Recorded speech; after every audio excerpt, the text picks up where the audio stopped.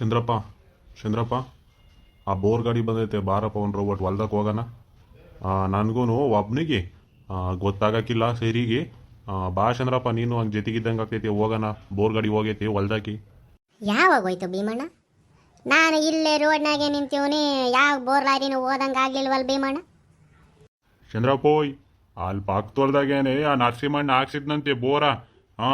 ಅದಕ್ಕೇನೆ ಅಲ್ಲಿದ್ದ ನಮ್ಮ ಹೊಲ್ದಾಗ ಬಂದೈತಿ. ನಡಿ ಒಂದು ರೋಬಟ್ ಹೋಗೋಣ. ಸರಿ ಕಣ್ ಭೀಮಣ್ಣ, ನೋಡಿ ಒಂದು ರೋಬಟ್ ಹೋಗೇ ಬಿಡೋಣ.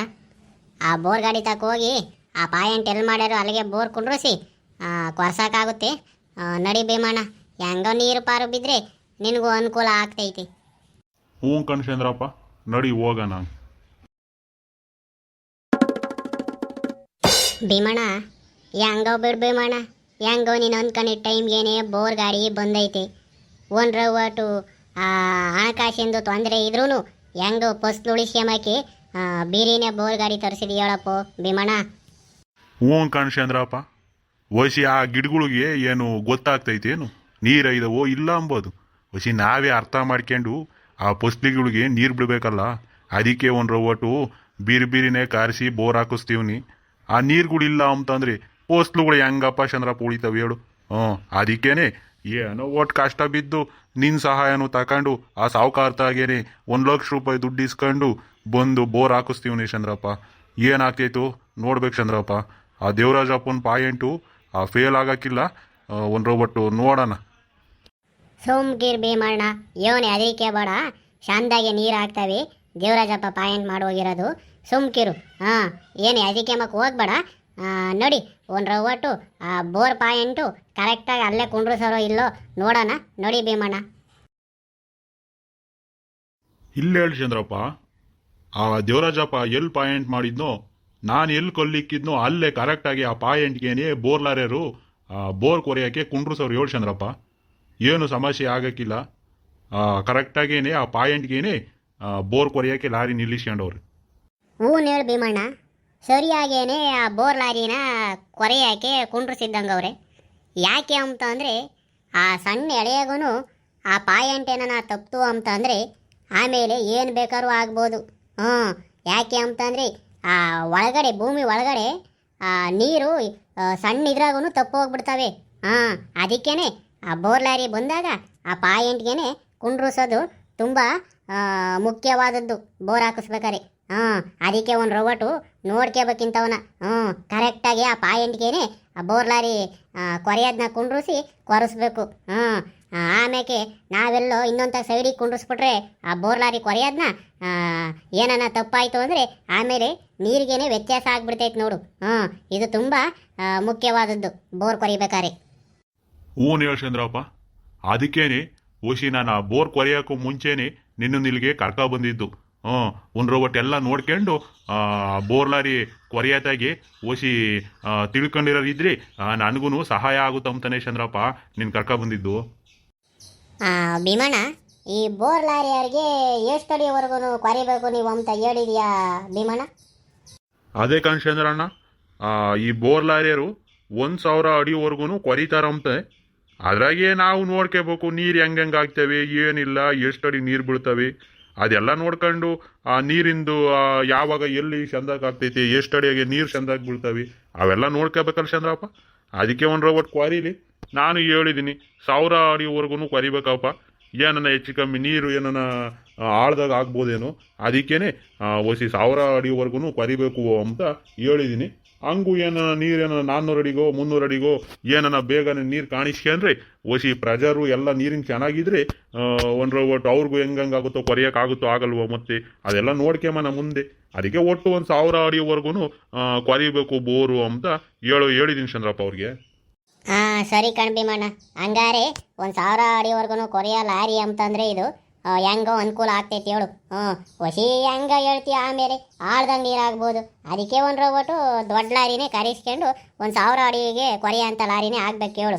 ಹ್ಞೂ ಅದ್ರಾಗೂ 700 ಅಡಿ 600 ಅಡಿಗೆ ಕೊರೆಯೋ ಲಾಸ್ಟ್ ಅಂತಾರೆ ಕೆಲವೊಂದೊಂದು ಬೋರ್ ಲಾರಿಗಳು. ಅದಕ್ಕೇನೆ ಹೊಸಿ ಮುಂಚಿತವಾಗಿಯೇ ಇಂಥ ದೊಡ್ಡ ಲಾರಿನೇ ಕರೆಸ್ಕೊಂಡು ಕೊರೆಸ್ಬೇಕು ಬೋರ್ನ. ಆಮೇಲೆ ಕೆಲವರು ಬೋರ್ ಲಾರಿಯರು ಇಲ್ಲ ನಾನು 600 ಅಡಿ ಮೇಲೆ ಕೊರೆಯೋಕೆ ಆಗಲ್ಲ, ನಮ್ಮ ಬೋರ್ ಲಾರಿಗೆ ಕೆಪಾಸಿಟಿನೇ ಇಲ್ಲ ಆಮೇಲೆ ಅಂದ್ಬಿಡ್ತಾರೆ. ಅದಕ್ಕೆ ಒಂದು ರೊಬಟ್ಟು ಮುಂಚಿತವಾಗಿಯೇ ಬೋರ್ ಲಾರಿಯರ ಹತ್ರ ತಿಳ್ಕೊಬೇಕು ಇದನ್ನು.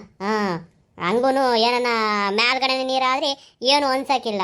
ಆಮೇಲೆ ನನ್ನ 700 ಅಡಿ 800 ಅಡಿ 900 ಅಡಿಗೆ ಹೋಗ್ಬೇಕು ಅಂತಂದರೆ ಆ ಬೋರ್ ಲಾರಿ ಕೈಲಿ ಅವಾಗೆ ಕೊರೆಯೋಕ್ಕಾಗಲ್ಲ. ಅದಕ್ಕೇ ಇಂಥ ದೊಡ್ಡ ಲಾರಿನೇ ಕರೆಸ್ಬೇಕು ನೋಡಿ ಮತ್ತೆ.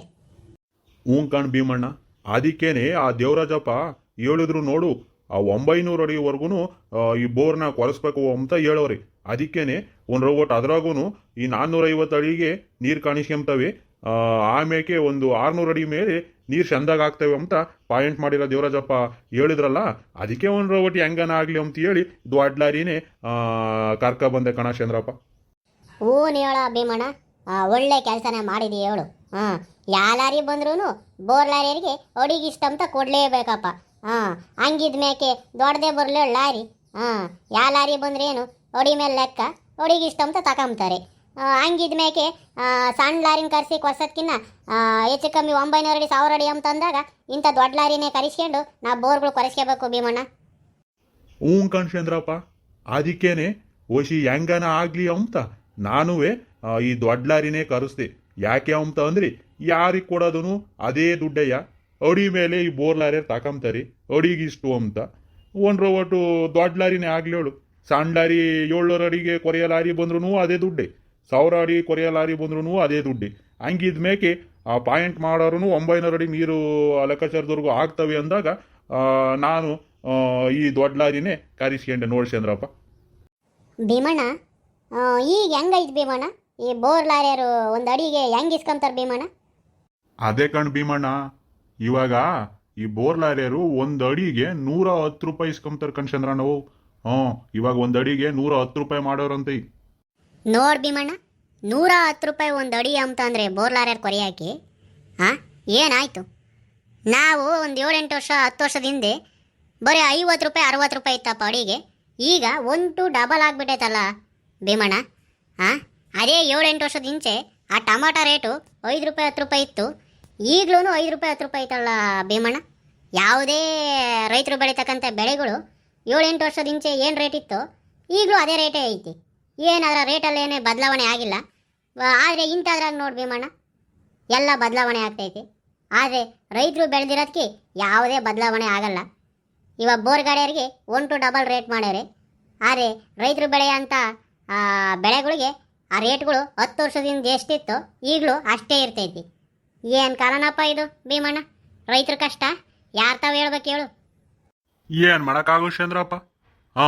ಈ 10 ವರ್ಷದ ಹಿಂಚೆ ನಾನು ಸೂರ್ಯಕಾಂತಿ, ಅಳ್ಜೋಳ, ಬಿಳ್ಜೋಳ, ಭತ್ತ ಇಂಥವೆಲ್ಲ ಘನವಾಗಿ ಬೆಳೀತಿದ್ದೆ ಕಣ ಚಂದ್ರಪ್ಪ.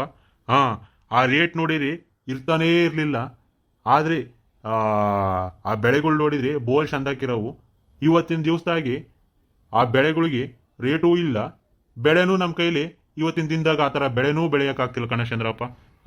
ಅದೇ ನೋಡು, ಅವಕ್ಕೆ 10 ವರ್ಷ ಆದರೂ ಅದೇ ರೇಟೇ, ಈಗ 10 ವರ್ಷ ಮುಂದಕ್ಕೆ ಬಂದು ನೋಡಿದ್ರು ಅದೇ ರೇಟೇನೆ. ಆ ಬೆಳೆಗಳಿಗೆ ಯಾವಕ್ಕೂ ರೇಟೇ ಇರಲ್ಲ. ರೈತರು ಪಡೋ ಕಷ್ಟ ಪಡ್ತಾ ಇರಬೇಕು. ಇವಾಗ ನೋಡು ಈ ಬೋರ್ ಗಾಡಿಯರು ಆವಾಗ 10 ವರ್ಷದಿಂಚೆ ಇದ್ದಿದ್ದು 50 ರೂಪಾಯಿ ಒಂದು ಅಡಿಗೆ ಇವತ್ತಿನ ದಿನದಾಗ 110 ರೂಪಾಯಿ ಮಾಡ್ಯಾರೆ. ಆದರೆ ರೈತರು ಬೆಳೆದಿರ್ತಕ್ಕಂತಹ ಬೆಳೆಗಳಿಗೆ ಯಾವುದೇ ರೇಟು ಬದಲಾವಣೆ ಆಗಿಲ್ಲ. 10 ವರ್ಷ ಹಿಂದೆ ಹೆಂಗಿತ್ತು ಈಗ್ಲೂ ಹಂಗೇ ಐತೆ ರೇಟ್ಗಳು. ಇನ್ಯಾತ್ ಮಾಡಬೇಕು ಚಂದ್ರಪ್ಪ ಈ ರೈತರುಗಳು ನಾವು? ಹೇಳ ಭೀಮಣ್ಣ, ಓಸಿ ನೀನು ಹೇಳೋದನ್ನು ಒಂದು ಒಟ್ಟು ಸರಿಯಾಗಿ ಐತ್ ಕಣ್ ಭೀಮಣ್ಣ. ಪ್ರಿಯ ವೀಕ್ಷಕರೇ, ಇದು ಹಳ್ಳಿ ರೈತರ ಮಾತುಕತೆ ಭಾಗ 5. ಇದರ ಮುಂದುವರಿದ ಭಾಗ 6ರಲ್ಲಿ ಇರುತ್ತದೆ. ಹಾಗೇನೆ ಈ ಹಳ್ಳಿ ಜಾಣಾರು ಚಾನಲನ್ನು ಸಬ್ಸ್ಕ್ರೈಬ್ ಮಾಡಿ. ಹಾಗೇನೆ ಈ ವಿಡಿಯೋ ನಿಮಗೆ ಇಷ್ಟ ಆಗಿದ್ರೆ ಲೈಕು, ಶೇರು, ಕಾಮೆಂಟ್ ಕೊಡಿ.